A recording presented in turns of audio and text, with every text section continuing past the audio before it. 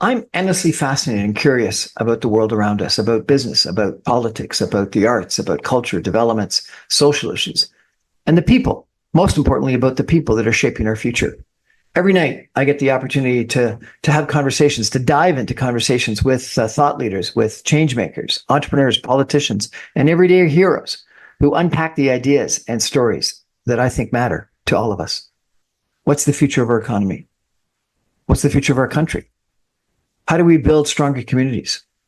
What can we learn from music, theater, sports, politics, the arts? How does policy shape our real lives? What does leadership look like, real leadership in today's environment? If it's interesting and relevant and topical and we're talking about it, you'll hear about it here at 6 o'clock on the Brian Crombie Radio Hour. I want to have real conversations, in-depth conversations. These are ideas we're sharing. This is the Brian Crombie Radio Hour. Thanks for joining me.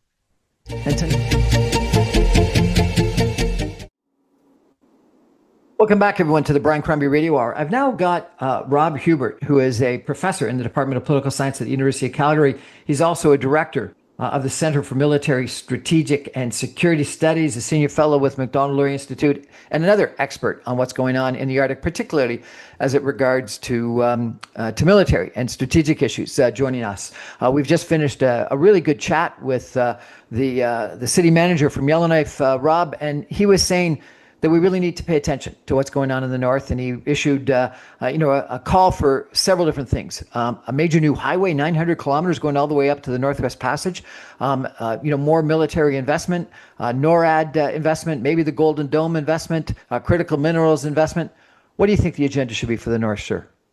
Well, we have to wake up. One of the challenges that we have faced in Canada is we've pretended that there's no threat, that everything is hunky-dory, and even if there is a problem, the Americans will take care of it. And so we see from basically the last 15 or so years, very little real effort to understand what the threats are coming. And the threats, of course, are coming from militaries of Russia and China.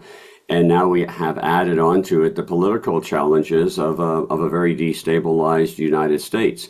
And so we've been complacent. And as a result, we've allowed some of our security systems with the NORAD, for example, not to be updated since the late 1980s. And so we're trying to play catch up in an increasingly dangerous international arena where we can't hide. And so this is when finally the politicians have woken up and said, yes, we do have to start doing it.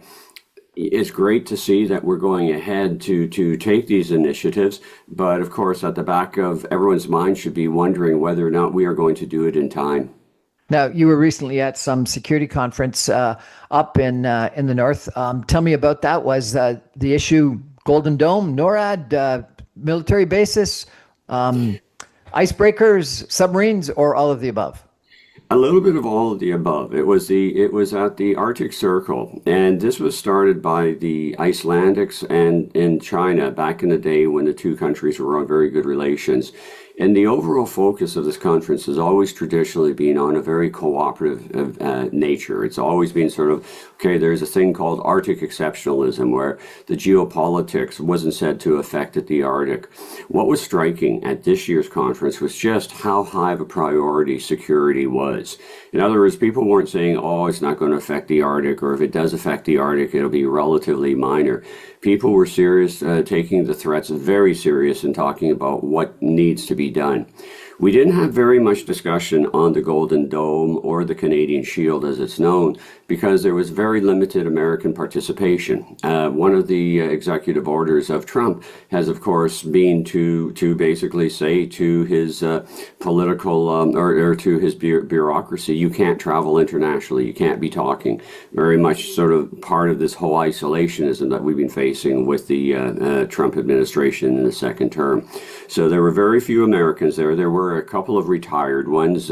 Me Treadwell, the former lieutenant governor governor was there. I mean, he basically travels on his own dime, so it's no problem. But he was the exception. Likewise, there were very few, if any, Russians. In fact, I don't remember meeting any Russians, and this is, of course, because of the sanction regime that was brought in after the second phase of the Ukrainian war developed, and there weren't that many Chinese. So the emphasis wasn't so much on some of the North American solutions, though there was a healthy Canadian contingent there. And so there was a little bit of discussion about the Golden Dome and Canadian Shield, i.e. the part of Canada contributing. The big talk, of course, is this aspect in terms of this this icebreaker agreement between the Americans and Finns. What's interesting in Canada, that agreement, of course, is being characterized very much as a trilateral agreement. You'll see people talking about Ice Pact. They'll be saying, well, it's Canada, Finland, and the United States. In the discussions, including with Senator Murkowski and Senator Sullivan, all they did was refer to the agreement with the Finns.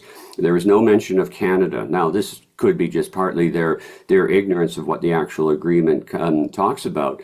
But Davies representatives were at the conference, and so obviously they are participating in this, and there's going to be also involvement of C-SPAN from Vancouver, but you sure couldn't tell by the discussion. But I think that was a bit of reflective of who was there at the actual conference, to be perfectly honest. One of the big discussions that we had in our prior conversation was in regards to the Northwest Passage and whether it should be international waterways or domestic waterways. Can you tell us a little bit about that, please? Sure. This is one of the great ironies. It is the Americans and some of our closest allies that keep talking about the need for freedom of navigation, and that is understood as referring to the Northwest Passage and presumably the Northern Sea Route as well. Now, the thing with the Northern Sea Route, the Russians have so vastly militarized the region, nobody, I think, is seriously thinking that they'd be able to challenge the Russian on the Russian position. And so it falls back onto us whenever anyone's talking about freedom of navigation. The irony is the very countries that are saying we've got to have freedom of navigation, and that's primarily the Americans, but like I said, the Japanese princess, the former wife of the emperor, was at this conference, and she's talking about freedom of navigation, though I'm not quite sure how far her international training goes, but presumably it could. And so you hear from her, you hear from the Europeans. The problem, if it ever was to become an international waterway, you have a thing kicking called transit rights. The whole essence of an international strait says that under transit rights, any warship, and this goes back to the United Nations Convention on the Law of the Sea, any warship can transit it without permission and using its normal mode of transportation. And that means submarines can go through it submerged. Now, I ask you, in what scenario can you possibly think that it would make North America more secure to allow Russian submarines to basically have right of transit through the Northwest Passage, to get that close? The whole point of NORAD modernization, as it is now being developed, is to keep the Russians as far as possible from us, because the submarines are one of the means that they would launch their hypersonics. And so it's insanity when I listen to the Americans and the Japanese and the Europeans saying, yeah, this would be a good idea. So why are the Americans suggesting it? I've had direct conversations with Americans and saying, why are you doing this? This is not in your security interest, and it's definitely not in ours. Why are you doing it? And you get this glazed look in their eyes, and it's almost like they're going by rote and saying, well, it's precedent otherwise. It's we're concerned what's going to happen with the Iranians or with the Filipinos or the Spanish and these other international straits. But that argument is bogus, because those rights have been established. The Northwest Passage has not been established as a functioning international strait. And that's within international law, it's got to be geography and functionality. And it's by no means being made functional. And I think there's still plenty of room to say that, two ships that have gone through the passage without permission does not constitute a functioning strait. And so that precedent argument, in my view, doesn't hold. But yet it seems to be the one that they keep coming to. Another topic that came up was supposedly Canada's largest ever infrastructure project, which is a 900-kilometer road to the Northwest Passage, going from Edmonton, I guess, all the way. I guess it goes already from Edmonton to Yellowknife, but from Yellowknife all the way up to the Northwest Passage. Does that make sense? It makes sense particularly from a human security perspective, because of course, one of the big challenges we face as we try to deal with the military threat is it becomes equally apparent how poorly we've done in terms of meeting the needs of the people that live in the North, both Indigenous and non-Indigenous. The only way that you're going to get the economic type of developments that need to give you that basis to be provide for healthcare, for education, all the stuff that is so essential outside of just simply direct transfer payments from the federal government, is you've got to have the means of development. And it ties to another subject I know you want to talk about, critical minerals, but without the roads, you can't develop it. Now, you got to be careful, because there's a lot of people that are saying, well, we're putting the roads in to meet the military threat. Well, it's not a land threat. In other words, nobody is seriously concerned about the Russians, or the Chinese for that matter, invading with land forces, with the possible exception of maybe special forces taking out key locations like Alert or some of the bases that the Americans have in Alaska. That's it. No one is saying, well, we've got to resupply the way that we thought we had to do in World War II with the Alaska Highway, where we thought, okay, we've got to get supplies up to Alaska if the Japanese do invade. There actually, as it turns out, was a real threat of the Japanese invading, and so that makes sense. Nobody is saying that the Russians are going to physically use land forces to invade. They're going to use maritime, they're going to use airspaces. So it is a human security to make sure that you have a healthy, functioning population that then can support what you need to do from a military perspective. But it's not going to be directly tied to military per se. It's going to be a paved road all the way up, 800, 900 kilometers? Yeah, that's what they're talking about, and there seems to be an appetite. There's even an appetite to deal with Churchill. And Churchill, of course, probably would even be more expensive, because remember, they don't have a road either, and it's because of the nature of the bog that goes from Thompson all the way to Churchill. But people are talking about that too. I mean, from the perspective of completing sort of the national dream of having the ability to have mobility, to get goods and services up to these locations, it does make sense. We just have to be careful that we're not saying, oh, this is a dual purpose use, and then start saying the 800 million or billion what we're going to be spending on the road counts as part of the 3.5 that we promised to do for NATO. The other issue that came up, as you mentioned, is critical minerals. And we talked a little bit about the comparison between the Northwest Territories, Yukon, Nunavut, and the Ring of Fire in Ontario, because most people in Ontario, where I'm from, are sort of familiar with the Ring of Fire and some of the challenges there, which I guess is I guess you call it swamp or peat, and infrastructure. Getting the infrastructure there is critical, and that's just Northern Ontario. And then getting the private sector investments to invest in the mines, getting the regulatory approval, the Indigenous approval, etc., and then processing. Because I understand like 90% of the processing of these critical minerals is all in China. So what's the strategy in the North for critical minerals? We don't have a strategy. I mean, we pretend. The federal government did release a critical mineral strategy. But, I mean, from where I'm sitting, I look at the work of a former student, Heather Exner-Perront, that I know you've had on a number of times. And she can recite from memory all the lack of efforts that we have and how long it takes to develop the various projects and how none of them are started. Here's the kicker. When I was a much younger person, I was doing my master's. My master's in the 1980s was actually on a thing. We called them strategic minerals at the time, but they're the same thing. Every single one of the problems we're saying, oh my God, how did we get to this stage? Why aren't we prepared? Were known to exist in the 1980s. In other words, the Americans were, of course, coming out of Vietnam. They needed a lot of our natural resources, both in terms of sort of standards like nickel, but also the strategic minerals that we call critical. You know, we had an understanding that one of the reasons the Americans were so slow to get on the bandwagon to stop the apartheid regime in South Africa, and Rhodesia for that matter, was because both countries had very large scale deposits of chrome, and that was also a strategic mineral at the time. These are long-term problems, but Brian, it comes back to this issue that we can't think strategically. We've known we've had these resources since the 1970s, and it's just sort of like, well, you know, if nobody else is concerned, we're not going to be concerned. I mean, realistically, the Chinese have been very aware of the importance of these materials. The Chinese, as you very correctly point out, have basically completely controlled the manufacturing. And here in Canada, we've just kind of said, yeah, well, we've known about it from the 1970s, but it's too much intellectual heavy lifting to expect the government to actually develop a meaningful a policy on that. Yes, we don't have the type of budget or the type of government control of the economy that the Chinese have. But surely to goodness, if we could make the type of benefits that the federal government previously was giving Ontario car manufacturers for building battery and electric vehicles, surely we could have taken some of that money over the years and developed the ability to manufacture these, process the critical/strategic minerals. You commented on a Wall Street Journal article about inside the West race to defend the Arctic, and it talked about what Russia's doing. You were recently, I understand, in Reykjavik, Iceland. Are other countries doing a far better job of figuring out what they're doing in the north than we are?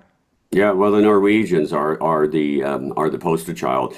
The Norwegians, as early as 2006, their former policies was that we want to cooperate with everybody. We want to get along. We believe in Arctic exceptionalism. But in 2006, the Norwegians start building up their military capabilities. They start building frigates. They start making the decision to get the F-35s. So the sharp end of the capability. They also start having a series of exercises. They hold them every 2 years. They're called cold response. They start in 2006, and the essence of cold response was, how do we fight the Russians? Now, they didn't say is how we fight the Russians, is how does a little democracy defend itself against a big authoritative state? That was the scenario that they always had. They actually invited us always to participate. They invited all the NATO countries. They invited Finland and Sweden, who were neutral at the time. Finland and Sweden started exercising with them in 2008. So we see that there was this effort by the Nordic countries to start getting on top of it. We think of Finland as another example of a country that, okay, it's joined NATO, now it's starting to get involved. No, Finland never got rid of its draft. So Finn have a requirement for military service of all of its young personnel. The other thing that the Finns started doing it was about 2017, 2016. It's, after the Ukrainian war starts in 2014, they enter into agreements with the other Nordic countries and with the Americans for shared aerospace defense. And so we see right across the board, all of the Nordic countries starting to take this serious. Like I said, Norway does it in 2006. We start seeing the Danes and the Finns and the Swedes. It's about 2016, 2017. Of course, here's Canada in 2025, and we're just sort of getting on top of the ball. And again, it comes back to the fact that we've always expected that the Americans will take care of it for us. What about China? You commented about ignore what China says, focus on what it does, and that there's an increasing number of Chinese vessels entering into the Arctic waters. Really, China? Yeah, we had about 4 icebreakers in doing surveillance work in the areas where they can enter legally. So, in other words, there are elements of the Arctic Ocean that you can come in and conduct scientific research, and they had 4 research vessels up in that area. Now, the type of science that they do is dual purpose. Yes, you can do it for it's going to be contributing to the overall scientific understanding of the area, but it's also the type of science that you'd be doing if you wanted to do mapping for your submarine force. So it's pretty obvious that what they are doing is mapping out for if and when they do start sending ice-capable subs. Now, they don't have ice-capable subs yet, but there are all sorts of suggestions that they are well on their way to start that type of construction. We have to wait and see. They have deep diving submersibles, so if Canada ever actually put in a deep-sea cable, this is something, of course, that Madeleine Redford, the former mayor of Kelowna, and I know you've also had her on your show, has spoken very ably on the fact that we need to get these cables for communications, for security reasons. The Chinese, even before we put the cables in, have demonstrated that they have the capability to either listen into the cables or to disrupt them, and they've been doing that in open sight. The other factor that the Chinese have been doing is they've been increasing the number of exercises that they've been conducting with the Russian Navy, and so we're starting to see on a very regular basis Chinese vessels, usually about anywhere between 2 to 5, sailing with a similar number of Russian vessels up through the Bering Strait and into the Bering Ocean. And again, it's illustrating an effort to try to get familiar with operating in Arctic waters. And this is something, of course, that never existed prior to,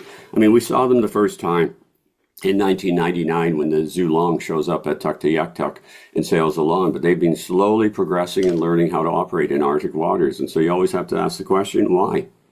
I also noticed that you were on TV talking about American influence in the elections in Greenland, and saying that it was almost taking a page out of the Kremlin page. Yeah, absolutely. I mean, this is the problem with misinformation campaigns right now, is they become very effective. I mean, prior to Trump arriving and sort of putting a freeze on any of the information, the FBI and other security services had done a pretty good job of demonstrating how much the Russians were interfering with the 2016 American election.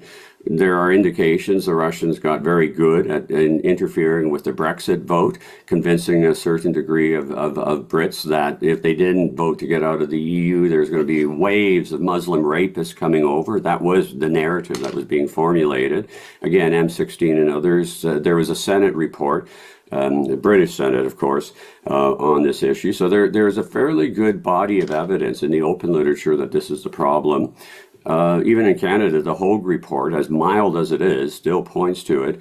And then when it came out that there were indications that the Americans were taking the same tricks and applying it to Greenland, I don't think it should surprise people in that context, because this has become a relatively straightforward but very effective technique that individual states are willing to do.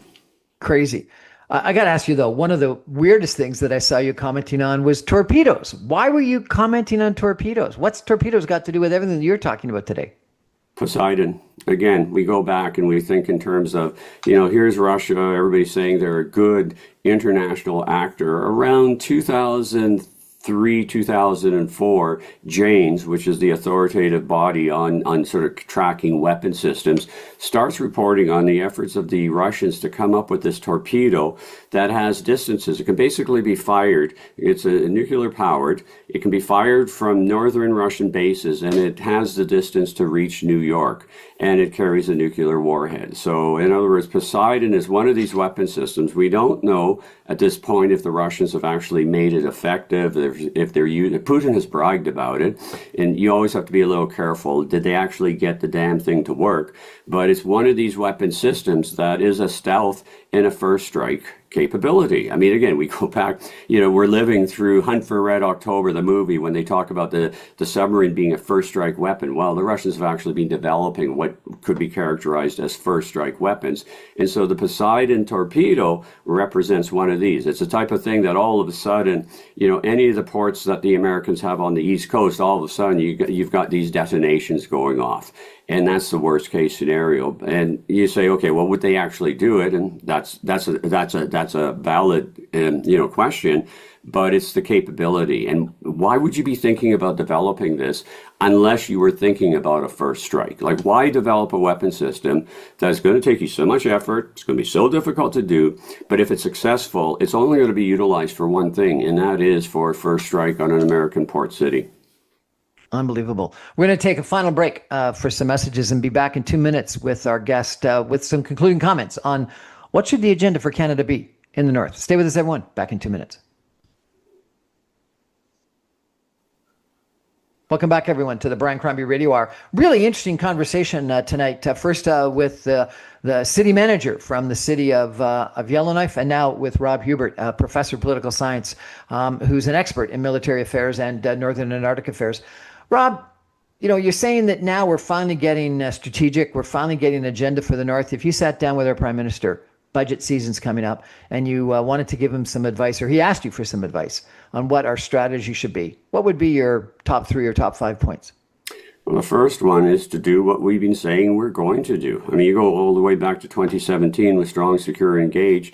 We identified that we have to have the ability to detect and respond to the new delivery systems that the Russians have and that we think that the Chinese are developing. So actually do what we say we're going to do.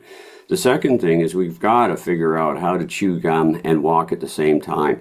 The American administration is very unappealing. They're taking steps against us that are very harmful. But some of the key defensive systems that we need to meet the Russian and presumably Chinese threat are American.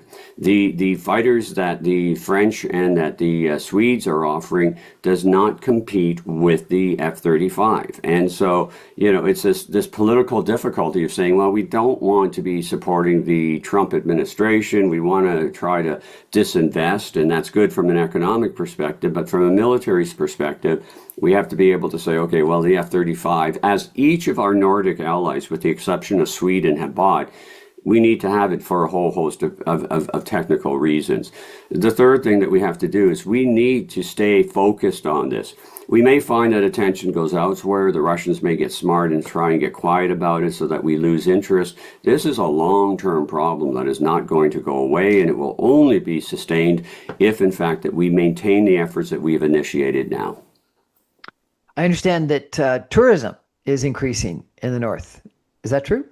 Well, once again, it's always hard to get good statistics on this. I mean, people have observed and said, yeah, the numbers seem to be going up. Part of the problem, of course, is if you have a look at the airfares that are still up north, they're still horrifically expensive. And that's always been the choke point for any type of tourism up north. If you can't get up there cheaply, there's just going to be a few people that can actually afford to do it. And that's always been the problem. I mean, roads, maybe if you put in more roads, you'd have the capability of driving. But even then, you've got a certain type of person that's willing to drive the Alaska Highway or presumably now the Northwest Passage Highway.